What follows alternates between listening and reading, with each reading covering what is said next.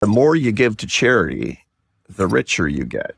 And what do you find? Yeah. You find that in subsequent years, when you give $1 to charity, on average, there's about $1.60 that comes back to you in subsequent years. Now, I was thinking when I first saw this, got to be the hand of God. Nah, it doesn't make sense. I didn't believe it, actually. I thought there was something wrong with my data. And then I was working with this psychologist. I'm an economist. I was working with a psychologist. He says, no, we've been seeing this for years and years. People who give more money away, they get richer. And they make way more money back than that which they give away. And I'm like, what happens is when you give money away, you become a problem solver and your mind changes. You become a more effective person. People who solve problems and give their money away are people who feel more effective and they earn more money. So that's fascinating information. The one who's speaking there is Arthur Brooks, and as he mentions, he's an economist. And it was interesting, he says, why is it that people who give charity end up making more money? He said, at first I was thinking, maybe that's the hand of God. Nah, it couldn't be, right? And then he comes up with another explanation, which is more of a psychological explanation, which is that after a person gives charity, it expands their mind. All right,